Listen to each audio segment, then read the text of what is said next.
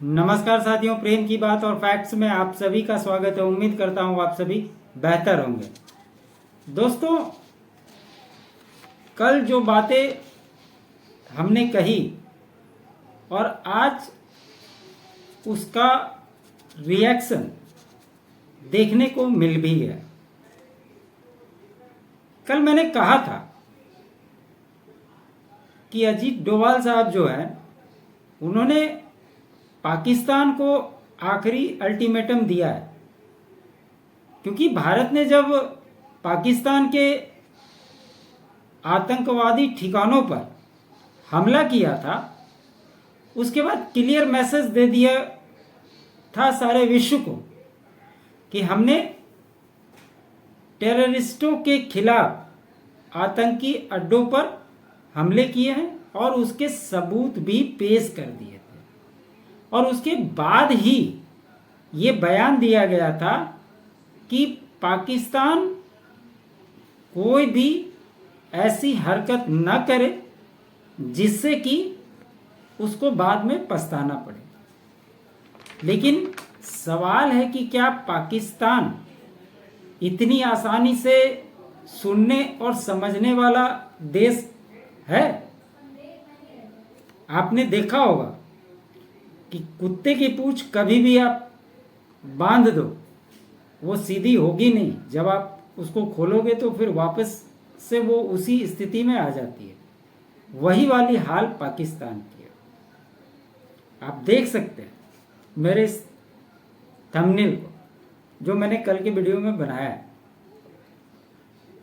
और भारत के defence system और पाकिस्तान के पास जो चाइनीज डिफेंस सिस्टम है उसकी भी पोल आज खुल गई, क्योंकि जो आज सुबह लाहौर में हुआ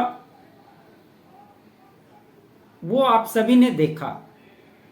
और जब मैं इस वीडियो को शूट कर रहा हूं उस समय भी आप लोग अपडेटेड होंगे कि किस तरह से पाकिस्तान ने भारत के अलग अलग, खास करके जो बॉर्डर से सटे एरिया हैं, जम्मू कश्मीर, पंजाब, राजस्थान के कई इलाकों में वो ड्रोन और मिसाइल से करीब करीब 100 के आसपास हमले किए और उसको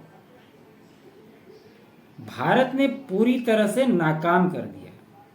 एक भी नीचे नहीं गिर सका और कई इसमें रईसी इलाके शामिल थे जहां आम नागरिक रहते हैं, उसको भी निशाना बनाया गया था। लेकिन हमारे डिफेंस सिस्टम ने इसको पूरे तरीके से धाराशाही कर दिया। और खबरें ये भी आई दोस्तों, और ये पुख्ता खबर है कि पाकिस्तान का एक F-16 और जो चाइनीज एयरक्राफ्ट है उसके पास JF-17 दो, ये 3 एयरक्राफ्ट को भारतीय सेना ने मार गिराया है।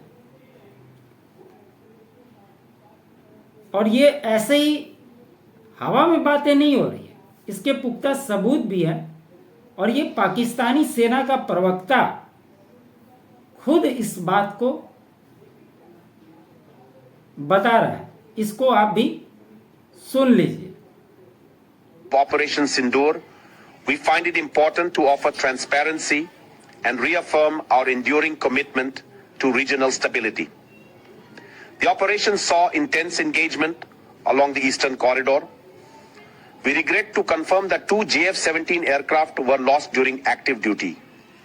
ये नुकसान हमारे लिए सिर्फ नंबर्स नहीं, एक जज्बाती धक्का है। सुना आपने ये क्या कह रहा है? और कल ही इस बात की भी मैंने चर्चा की कि जो एयर डिफेंस सिस्टम है पाकिस्तान के पास HQ-9, वो किस प्रकार से बुरी तरह से फ्लॉप हो गए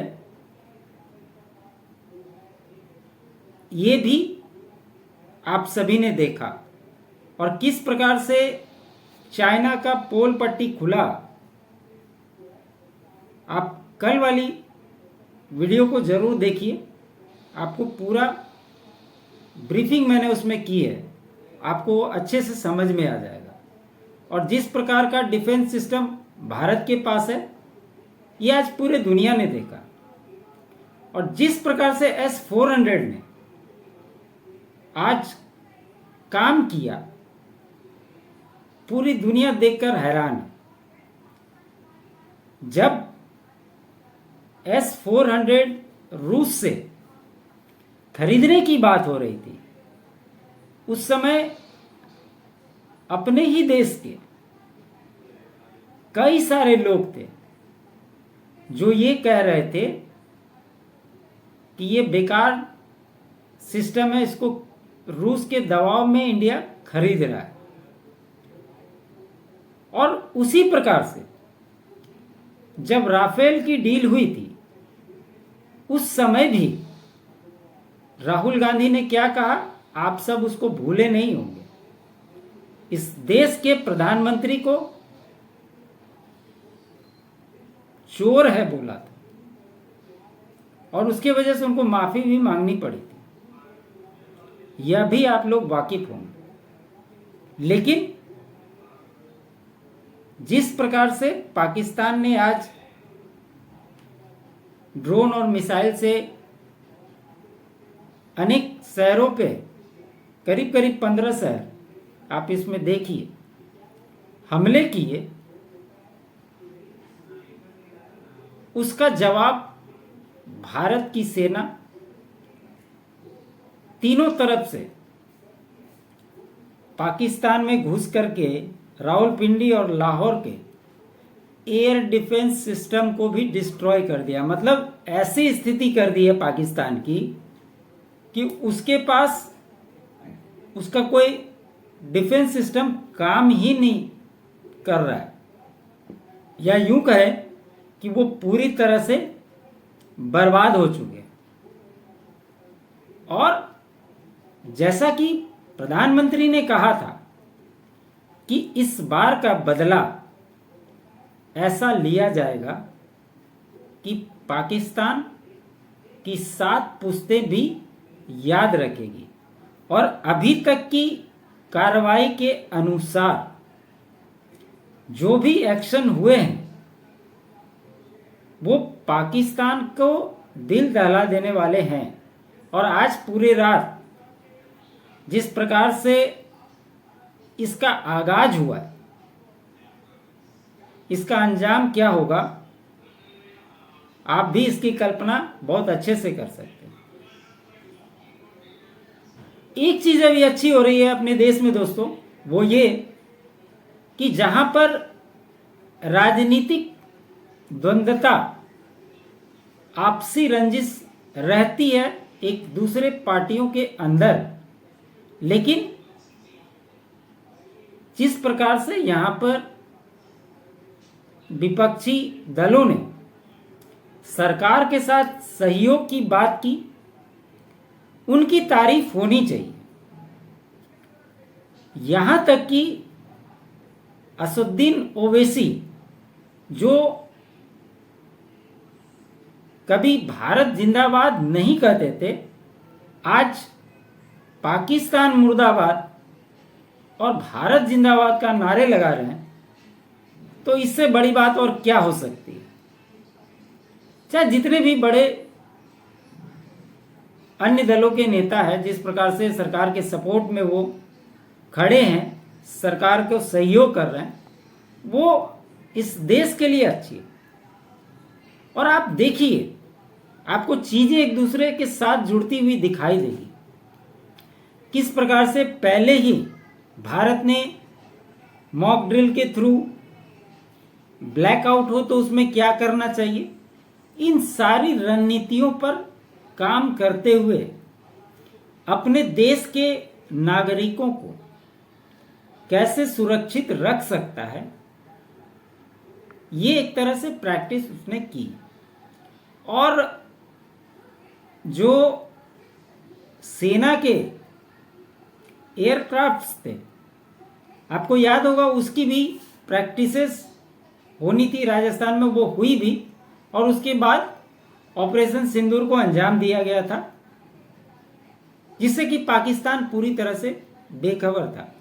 और सबसे बड़ी बात यह है दोस्तों कि भारत सिर्फ एक्शन ही नहीं ले रहा, साथ ही साथ पूरे विश्व को ये बताने की भी कोशिश कर रहा है कि गलती पाकिस्तान की है, उसने शुरुआत की, खत्म हम करेंगे, सिंपल सी बात है। इसलिए वो रिटेलिएट कर रहा है, और इसी वजह से पूरे राष्ट्र, पूरे यूरोपीय यूनियन भारत के सपोर्ट में आज आकर के खड़ा हो गया। तो ये एक बहुत अच्छी चीजें हुई भारत के लिए, और इस देश के नागरिकों से भी मेरी ये अपील रहेगी कि भले ही किसी भी आइडियोलॉजी को आप मानते हो, लेकिन जब देश की बात होती है, युद्ध की स्थिति होती है, उसमें कम से कम उस समय एक सुर में बात होना जरूरी है। और सरकार जो दिशा निर्देश जारी कर रही है उसका पालन जरूर कीजिए। ब्लैकआउट हो तो अपनी घरों की बत्तियां जरूर बुझाएं, और इस देश को, इस राष्ट्र को ऐसे ही हर नागरिक का कर्तव्य बनता है कि वो भारत को सपोर्ट करता रहे। तो जैसा कि मैंने पहले कहा कि कल ही अजीत डोभाल साहब ने चेतावनी दे दी थी कि अगर इसके बाद पाकिस्तान कुछ करेगा तो उसका अंजाम बहुत ही बुरा होगा, और पाकिस्तान न मानते हुए उसने जो हमले किए उसका जवाब भारत बखूबी दे रहा है, और पूरी दुनिया देख रही है कि भारत क्या कर सकता है। तो इस खबर में इतना ही, आगे की खबरें फिर आगे बात करेंगे। आप लोगों